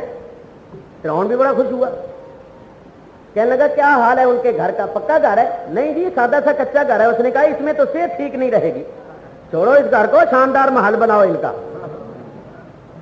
کوئی گھر میں کوئی دودھ دینے والے جانور ہیں جی؟ جانور کدھر، غریب لوگ ہیں۔ اور چند گائیں بیچ دو، بھینسیں بیچ دو، بکریاں بیچ دو۔ ایک حکیم کی ڈیوٹی لگا دی، گائے بگائے دیکھتے رہنا، سے ٹھیک رہے۔ چند لڑکیاں آ گئی کھلانے والی، کہیں گہوارے آ رہے ہیں، کہیں ریشمی پارچات آ رہے ہیں۔ اب فرعون تاکید کر رہا تھا کہ دیکھو عمران کی بیوی، اس کو کہیں گرم ہوا نہ لگ جائے، سردی نہ لگ جائے، اس کا بڑا خیال رکھنا، اس کی حفاظت کرنا۔ 2 روز پہلے وہی ماں ہے، وہی بچہ ہے۔ ماں ڈرتی تھی کہ اس بچے کو کس طرح رکھیں گے، جس سے ڈرتی تھی اللہ تعالیٰ نے اسی سے حفاظت کی تاکیدیں کروا دیں، اور اس ظالم فرعون سے کہہ دیا کہ تو نے ہزاروں بچے ذبح کروا دیے ہیں، جس بچے کی خاطر ذبح کروائے ہیں ہم اس کو پیدا کریں گے، زندہ رکھیں گے، تیری گود میں اس کو پلوائیں گے اور پھر اسی کے ہاتھوں سے تیری جڑیں کھوکھلی کریں گے۔ یہ ہے شان بے نیازی اور یہ ہے شان قدرت۔ اللہ تعالیٰ کے کارنامے دیکھو۔ فرعون کی طرف سے حفاظت کی تاکیدیں ہوتی تھیں، مال موذی نصیب غازی پہنچ بھی رہا ہے بہت کچھ، وہی بچہ ہے، وہی ماں ہے۔ اب جناب کوئی خوف نہیں، کوئی خطرہ نہیں، بے خوف و خطر ہو کر رہ رہے۔ اب قرآن کی آیت سنو، رقت طاری ہوتی ہے۔ اللہ تعالیٰ ارشاد فرماتا ہے فَرَدَدْنَاهُ إِلَىٰ أُمِّهِ، ہم نے موسیٰ کو موسیٰ کی ماں کی طرف لوٹا دیا۔ کیوں لوٹایا؟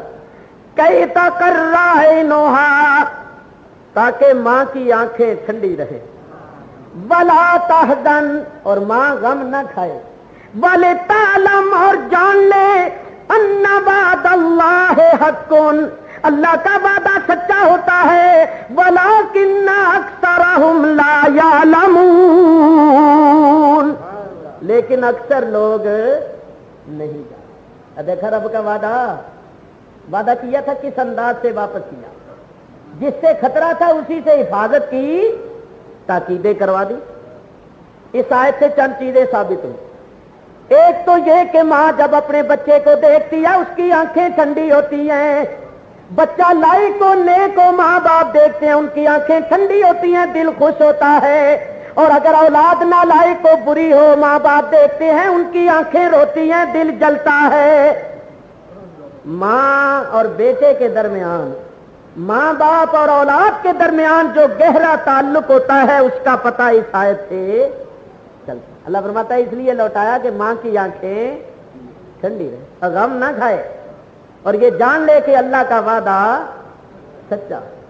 افسوس ہمیں اللہ پر بھروسہ نہیں رہا، ہم لوگوں کو اللہ پر یقین نہیں رہا۔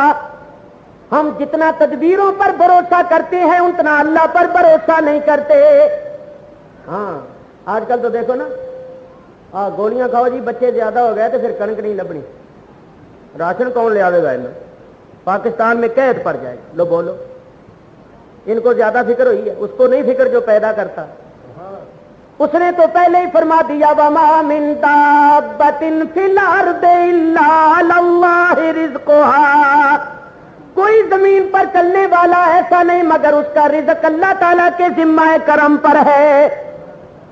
رازق وہ ہے، وہ پیدا بعد میں کرتا ہے، رزق اس کا پہلے مقدر کر دیتا ہے. حدیث پڑھ کے دیکھو، فرشتہ آتا ہے ماں کے شکم میں بچے کی روح ڈالتا ہے تو چند چیزیں اسی وقت لکھ دیتا ہے. اس کی عمر کتنی ہوگی، نیک ہوگا یا بد ہوگا، اس کے مقدر میں رزق کتنا ہے، سب کچھ لکھ دیتا ہے. لیکن ہمارا اللہ پر بھروسہ نہیں ہے. ہم بھروسہ کرنے لگ گئے غیروں پر. کبھی امریکہ پر بھروسہ کرتے ہیں، کبھی چین اور روس پر بھروسہ کرتی ہیں. اللہ پر بھروسہ نہیں ہے. اگر اللہ پر بھروسہ رہ جائے نا، اللہ قرآن میں فرماتا ہے وَمَن يَتَوَكَّلْ عَلَى اللَّهِ فَهُوَ حَسْبُهُ، جو اللہ پر بھروسہ کرتا ہے اللہ اس کو کافی ہو جاتا ہے. آج ہم کہتے ہیں جی چین نے ہماری مدد کی تھی، لو ایک کوئی نہیں کہتا اللہ نے مدد کی. چین نے کی مدد کرنی، کہو اللہ نے مدد کی. اللہ نے مدد کی یا نہیں کی؟ ہندوؤں کو بھی اعتراف ہوا، ہندوؤں نے یہ نہیں کہا چین نے مدد کی تو پاکستان کو فتح ہوئی. ہندو بھی یہ کہتے تھے کہ ہر محاذ پر ہرے کپڑوں والی رجمنٹیں ہمیں نظر آتی. یہ ہرے کپڑے والی رجمنٹ چین بھیجتا تھا یا اللہ بھیجتا تھا؟ اللہ نے مدد کی. اگر اللہ نہ چاہتا تو یہ ہم فتح کر سکتے تھے، چاہے کتنا بھی ہمارے پاس اسلحہ ہوتا؟ نہیں. اللہ تعالیٰ کی مدد سے، اللہ تعالیٰ کے کرم سے فتح ہوتی ہے. مدد جو ہوتی ہے نصر من اللہ وفتح قریب. نصر من اللہ کے من الچین من اللہ ہے. فتح کس چیز سے ہوتی ہے؟ قرآن پڑھ کے دیکھیں. فتح جو ہوتی ہے وہ اللہ تعالیٰ کے حکم اور اللہ کے اذن سے ہوتی ہے. اللہ تعالیٰ کے اذن. قرآن پاک پڑھ کے دیکھیے، اللہ تعالیٰ خود ارشاد فرماتا ہے. وہ جو جالوت بادشاہ تھا، بڑا ظالم، اس نے بڑا لشکر جمع کیا. اور حضرت طالوت جو مسلمان بادشاہ تھے ان کے پاس لشکر بہت تھوڑا. جب مقابلے میں نکلے تو مسلمانوں نے جو کافروں کا لشکر دیکھا نا بہت ہی بڑا. اللہ تعالیٰ ارشاد فرماتا ہے انہوں نے لشکر کو دیکھ کر کہا لا طاقت لنا اليوم بجالوت وجنودہ. جالوت اور اس کے لشکروں کے ساتھ لڑنے کی تو ہمارے پاس طاقت نہیں ہے، ہم تو بہت تھوڑے ہیں، یہ بہت زیادہ ہیں، تو ہم ان کے ساتھ لڑیں گے کیسے؟ اللہ تعالیٰ ارشاد فرماتا ہے قال الذين يظنون انهم ملاقو اللہ. ان لوگوں نے کہا جو اللہ کی ملاقات کا یقین رکھتے تھے کم من فئۃ قلیلۃ غلبت فئۃ کثیرۃ باذن اللہ. جالوت کا لشکر بہت بڑا ہے تو کیا ہو گیا؟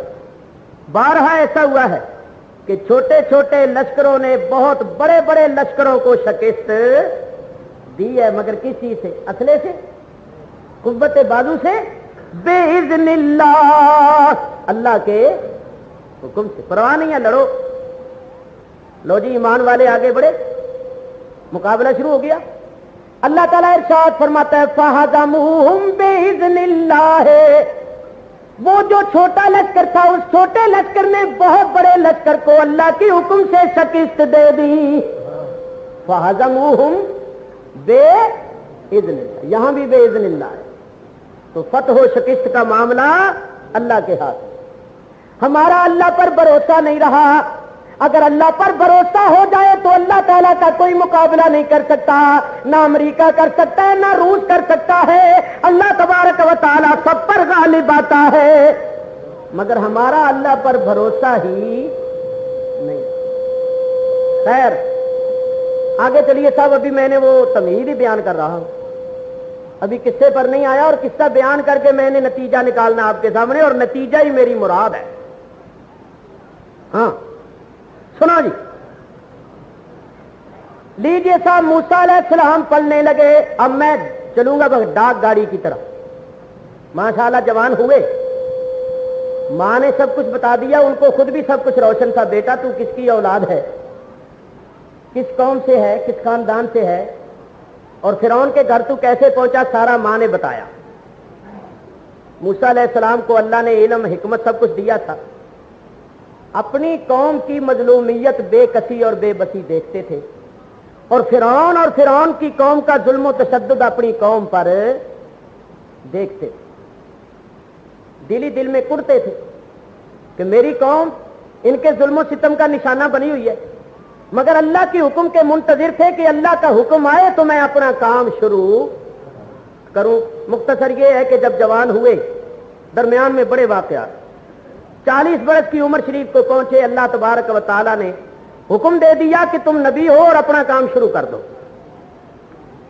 فرعون سے ٹکر لی، بڑی زبردست ٹکر، بڑا مقابلہ ہوتا رہا، کئی مار کے ہوئے، لمبا چوڑا سلسلہ رہا۔ آخر اللہ تعالیٰ نے موسیٰ علیہ السلام کو حکم دیا، اے موسیٰ بنی اسرائیل کو ساتھ لے کر راتوں رات یہاں سے نکل جاؤ۔